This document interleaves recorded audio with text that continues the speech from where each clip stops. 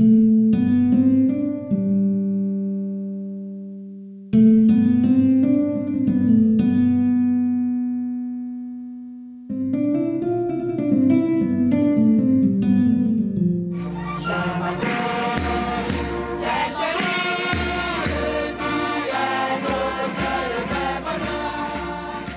main sur le cœur, un cœur qui bat au rythme de l'hymne national du pays. Voici les Lions Indomptables, la version féminine de la célèbre équipe nationale de football du Cameroun. Les Lions s'apprêtent à défendre les couleurs nationales. La proie à dompter ce jour-là, c'est l'équipe nationale du Gabon. Un officiel de haut rang, en l'occurrence le ministre de la Jeunesse et des Sports en personne, est venu présider la rencontre.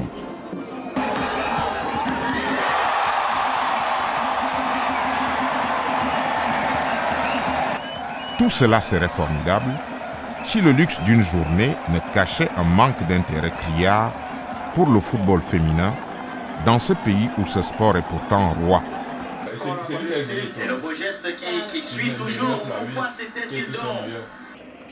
Des Lions indomptables, performantes et qui défendent vaillamment l'honneur national, il y a quelques années encore, personne n'y aurait cru. La femme pour beaucoup, c'est tout au plus des sports de main, pas le foot, sport de pied. Trop sérieux et trop éprouvant pour elle. Animateur de radio bien connu au Cameroun, Edouard Etouké Matiki se souvient de cette époque pas si lointaine où même la presse ne trouvait aucun intérêt au football féminin. C'était comme un sujet tabou, hein. Voir les femmes jouer, on disait que les filles s'amusaient. Et je me suis dit, bon, comme elles s'amusent bien, il y a donc lieu maintenant de leur prêter même force, de faire savoir à la population camerounaise qu'il y a ce qu'on appelle le football féminin. Et ce football féminin, pour que ça ait, n'est-ce pas, une place, une assise, il faut que les médias en parlent. On avait quand même une grande femme, hein, je ne manquerai pas de le répéter, Madame Marie-Raymond Balemaken. En 2 ans, elle avait fait beaucoup de choses. Et on a dit, bon, pourquoi on ne peut pas donner, n'est-ce pas, un caractère national à cette discipline pour qu'elle, qui est à Yaoundé, qu'on ne parle plus seulement de Yaoundé et de Douala, mais qu'on parle du football féminin dans l'ensemble du territoire.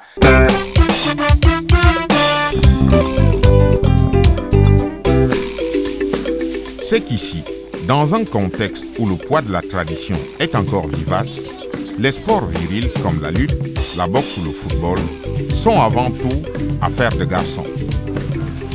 Moi, je condamne le football féminin. Dans ce sens, je ne les en veux pas, mais le football pour nous représente la guerre. Quand la femme et le mari vont à la guerre, qui restera? Nourrir les enfants. La tradition, en train de perdre de sa toute-puissance, trouve dans la montée des sectes chrétiennes rétrogrades et d'un islam au Coran revisité des renforts inespérés pour que la femme reste à la place qu'on a toujours voulu lui assigner. La pratique sportive est conseillée par l'islam. Le messager de Dieu, Mohammed sallallahu alayhi wa sallam, conseille aux pères de famille, n'est-ce pas, d'éduquer physiquement les enfants, qu'ils soient garçons ou filles. Et lui-même, avec sa jeune épouse Aïcha, dans la concession, n'est-ce pas, quelquefois pour l'émulation, faisait du sport avec elle, il faisait, n'est-ce pas, un peu d'athlétisme, le genre avant partait et il la dévançait, quelquefois expressément, il la laissait pour qu'elle gagne la course. Il faut faire le sport et toutes sortes de sports qui s'adaptent, n'est-ce pas, à la femme. Et il y a les sports comme le volley, n'est-ce pas, le basketball, etc., qui s'adaptent, qui sont même des sports d'élégance. La femme a une manière de se vêtir, c'est pour se protéger. elle est un être qu'on doit protéger. Elle-même ne doit pas s'exposer. De cette façon, elle ne doit pas laisser son buste nu ou être à moitié nu. Non, il y a des habillements sportifs, n'est-ce pas, qui s'adaptent à ce genre de situation. Comme j'ai parlé du jogging, n'est-ce pas, haut et bas pour se couvrir en long pantalon, ça va pour la pratique sportive. On revient. Devant. Un certain sport, oui. Le football, non. Certains le soutiennent mordicus. La femme, disent-ils, est un être fragile et faible qu'il faut protéger. Ces points de vue ne sont heureusement pas partagés par tout le monde. Et le football féminin au Cameroun a ses défenseurs qui grossissent en nombre et se recrutent dans diverses couches sociales. Avec le phénomène de la mondialisation et l'ouverture, n'est-ce pas, des horizons, les femmes peuvent aussi trouver leur place, leur compte. Les femmes font judo et tout le reste, et pourquoi pas le football? Donc cette époque est révolue, l'époque où la femme a un domaine réservé. On a vu les lions indomptables qui ont beaucoup fait pour le Cameroun. Que maintenant, si on voit les lions faire aussi autant, je crois que ce sera une très très bonne chose pour la femme africaine, en particulier la femme camerounaise.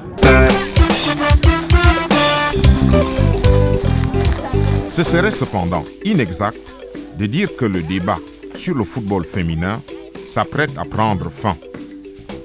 Le nombre de filles qui parviennent à jouer au football reste réduit et les opportunités même de s'y essayer ne se présentent pas à toutes. Quand vous dites à un parent, je suis un président de club de football féminin, j'aimerais que votre fille vienne évoluer dans mon équipe.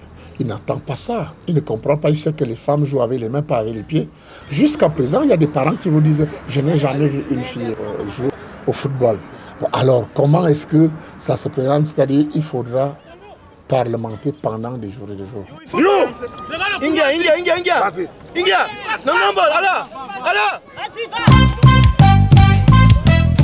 Beaucoup de footballeuses, comme Françoise Ondoba ou Désirée Abé-Nama, ne rêvaient pas vraiment de devenir footballeuses.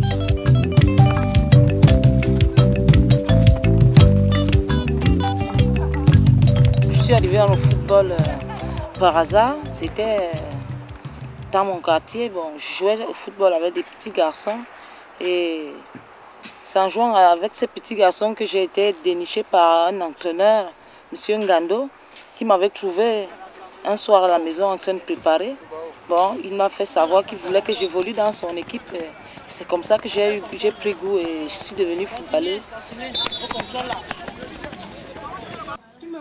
J'ai commencé à taper sur un ballon de football à l'âge de 8 ans. Je jouais des interquartiers avec des garçons. J'ai un frère qui a été aussi un footballeur. Il était comme mon entraîneur aussi.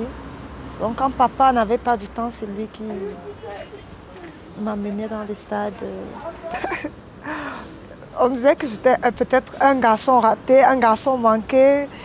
Je n'avais pas la poitrine. Pour moi, c'était un défi. Il y avait des moments où j'aimais bagarrer avec des garçons. C'est bon. L'homme avait toujours envie d'avoir un dessus sur moi et moi, je ne me laissais pas faire. Parce qu'il me disait, bon, il est hors de question que nous tapons sur un ballon ensemble. Ce que vous faites, je le fais, mais il n'y a aucune différence.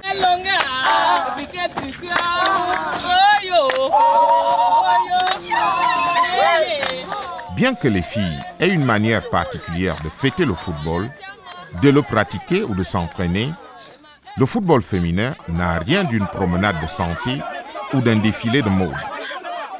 Comme chez les hommes, il faut transpirer aux entraînements pour espérer des résultats probants. Ici aussi, gagner sa place sur le stade le jour du match se mérite par le talent et l'effort. Sur les stades, les filles jouent au football d'une manière incroyablement aisée, ce qui aurait dû aplanir tous les complexes, celui des footballeuses comme celui du public des hommes, condition nécessaire au football féminin pour qu'il gagne en notoriété et qu'il s'épanouisse.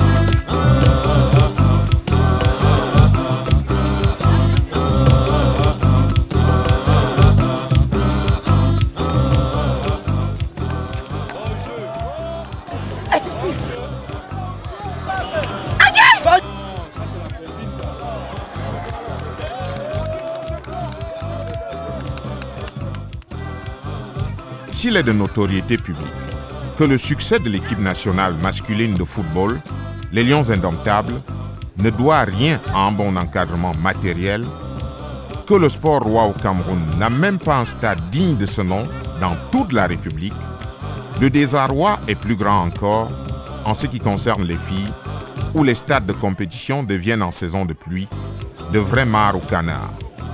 On y barbote allègrement.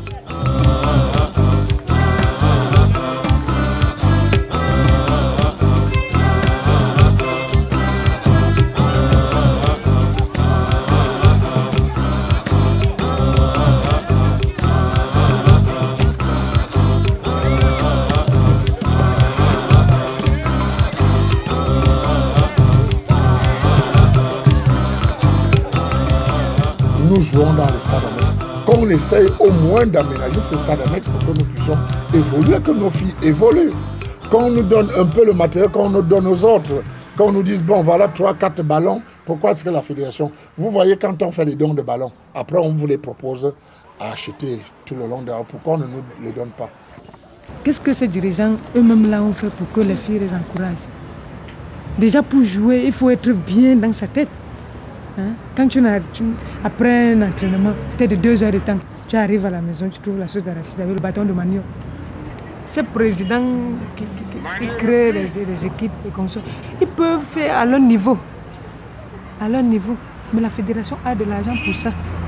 Et quand ils n'arrivent pas à mettre cet argent pour ce football féminin, vous voulez qu'on fasse quoi?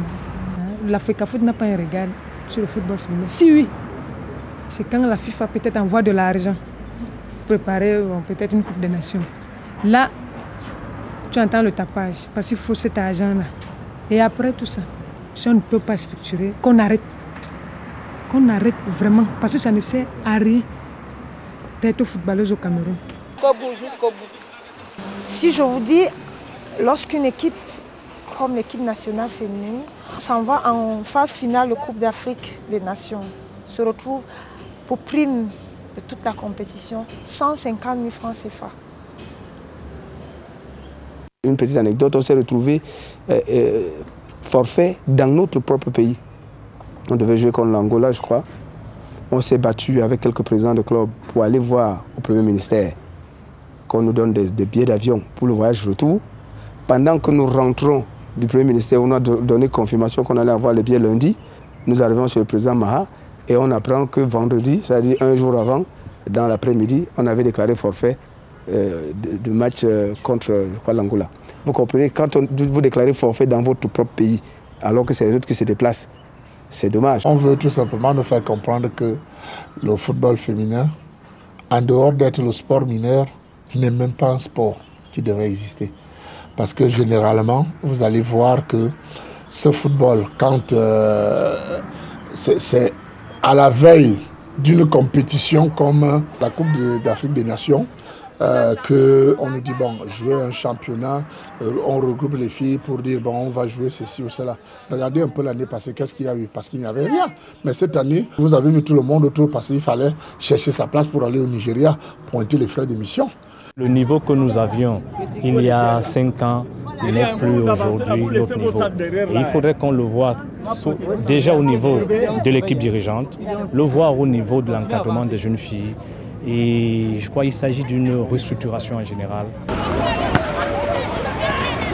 Manque de moyens et d'intérêt des pouvoirs publics, faible motivation des joueuses, imitant en cela les garçons, dont l'équipe est formée à 100% quasiment, d'une légion étrangère, les footballeuses talentueuses décident de plus en plus d'aller monnayer leur talent à l'étranger.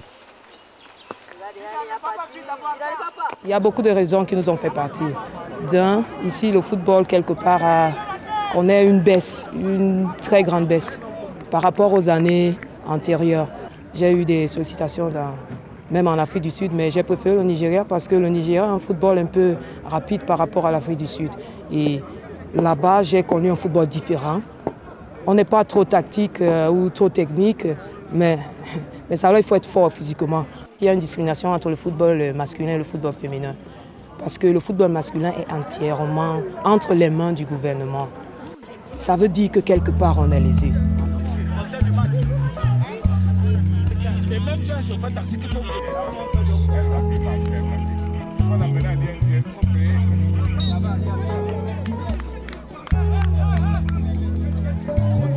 Le Nigeria est très avancé par rapport au Cameroun. Par exemple, nous avons des terrains, nous avons des stades bien fournis partout. C'est des terrains fermés et bien construits et bien clairs. Les filles sont logées dans un camp. Toutes, il n'y a pas d'exception, que tu sois professionnel ou que tu sois quoi, tu as ta chambre dans ton camp. On prend vraiment soin de la joueuse. Elle a un salaire, elle a un sign-off qu'on appelle une prime de signature, quoi. Vous êtes nourri, vous êtes suivi, santé et autre chose. Chaque state a un club. Dans les 36 states, vous allez trouver des clubs première division et deuxième division.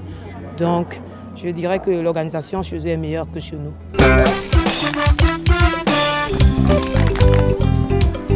Il faut par conséquent être une vraie passionnée pour mener une carrière de footballeuse, alors que cette passion même vous handicape dans votre vie de femme.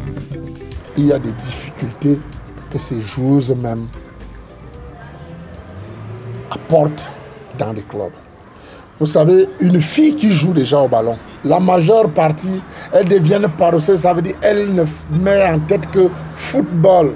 Ça veut dire, pour elle, quand elle dort football, elle se lève football, elle ne pense plus que football. Vous allez vers un parent, il vous dit, quand ma fille ne jouait pas, elle cuisinait, elle lavait les assiettes, elle faisait ceci. Une femme qui joue au football et qu'on a être légère, elle ne peut pas s'en passer. Parce qu'elle a des tentations partout et puis elle est obligée de répondre. La femme qui joue au football ne peut pas garder sa nudité, son truc pour son mari ou son petit copain. Parce que quand tout le monde voit, tout le monde est obligé de passer. Frivolité, perte de sa féminité et de son instinct maternel, les footballeuses sont accablées de tous les maux, alors que la réalité est tout autre et que ces filles ne cessent à aucun moment d'être des filles comme les autres. Je suis une mère d'enfants. J'ai fait mes enfants tout en continuant à jouer au football. Après là, j'ai entraînement à 16h, mais j'ai autre chose à faire. Je dois faire mon marché. Je sais que mes enfants vont rentrer des cours à 15h30, 16h, qu'ils trouvent au moins ce qu'ils mangent. Et à 19h, je dois être au plus tard à la maison pour suivre leur cahier.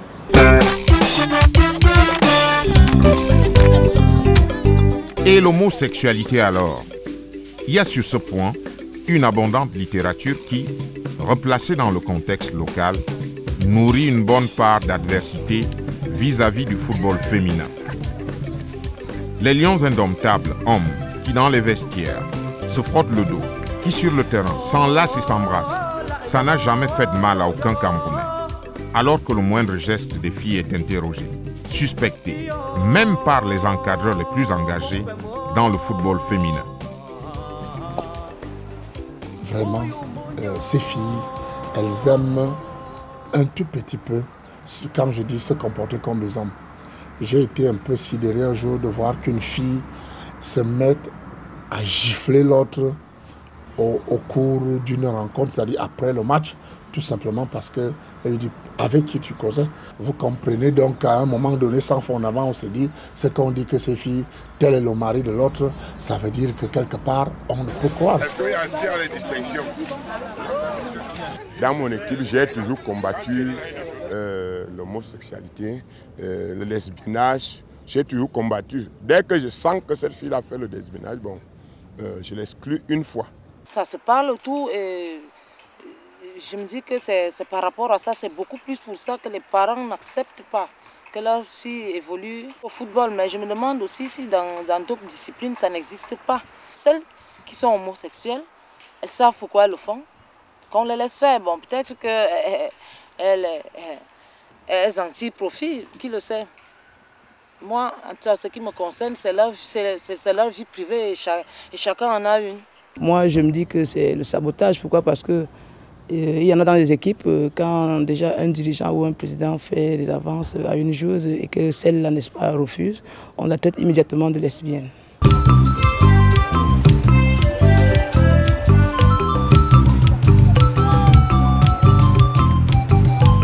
L'hostilité quasi générale des familles, les difficultés d'évoluer, le regard des autres, les cancans sur leur sexualité. Peu de filles résistent longtemps à tout cela.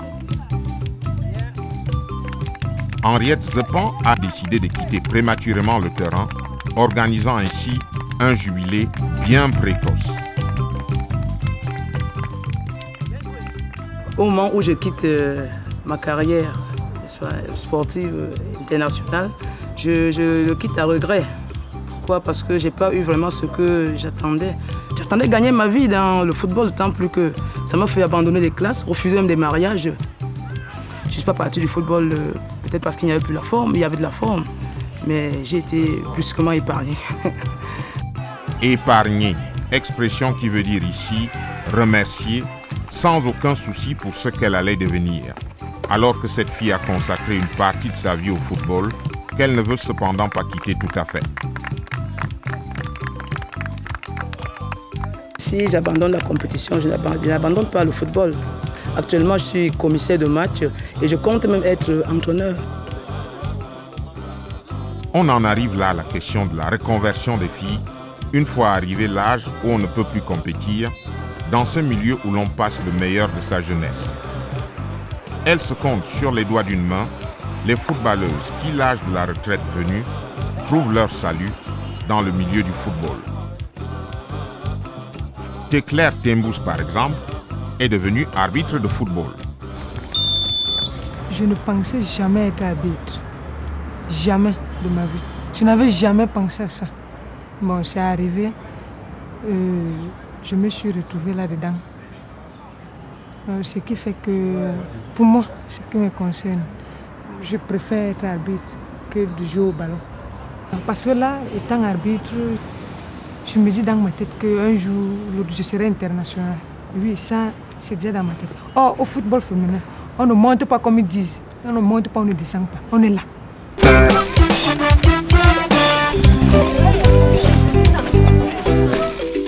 Françoise Ondobo est passée coach de Canon Filles. Et c'est quasiment un hasard qui l'y a propulsé, le président du club cherchant à résoudre un problème plus délicat. J'ai remarqué qu'après avoir eu des coachs hommes, il y a eu beaucoup de petits problèmes de contraintes. C'est des femmes, certaines sont belles. Bon, s'il arrive que le coach fait des avances à une joueuse et que la joueuse décline ses avances, le coach commence à la marginaliser. Et j'ai des problèmes parce que je perds les matchs bêtement parce qu'une pièce maîtresse ne joue pas à cause d'un coach qui a ses ambitions personnelles. Après avoir réfléchi, j'ai alors décidé de changer et essayer de remettre le football féminin aux femmes. Toi, tu as côté de moi, tu dis, tu bloques le ballon sur l'adversaire, tu reviens, tu joues du pied droit. Au lieu de faire le pied droit, il faut d'abord que tu brilles. Et maintenant, afin de mettre le ballon du pied gauche, que tu ne peux pas l'exploiter. Qu'est-ce que vous faites là? Tu coules la sueur que tu as fait quoi sur le terrain? Mais ces écueils évidents ne décourageront pas les filles. D'autant plus que le nombre de celles qui arrivent grandit chaque jour. Même chez les pionnières, la rancœur n'est pas grande.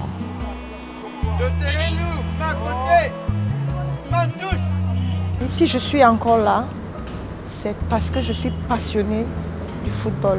C'est ma seule distraction. J'ai un pari à faire, je crois qu'il faut que je sois dirigeante de football féminin dans les jours à venir. Si je n'ai pas gagné dans le football féminin, que celles qui viendront puissent gagner. C'est sûr, nous n'en sommes là qu'au balbutiement du football féminin au Cameroun. Nous avons demandé qu'on nous fasse jouer au moins enlever des rideaux de certains matchs de première division, afin que, comme ils ont dit, qu'ils nous allouaient, n'est-ce pas, 1% des recettes des matchs de la première de la D1, quand on essaie de nous faire jouer, enlever des rideaux, vous allez voir qu'il y aura à certains moments les gens qui viendront voir le football féminin et partiront après. Et si finalement, les atouts premiers du football féminin en Afrique résidaient dans ces handicaps, le fait qu'ils concernent et mettent en scène des filles.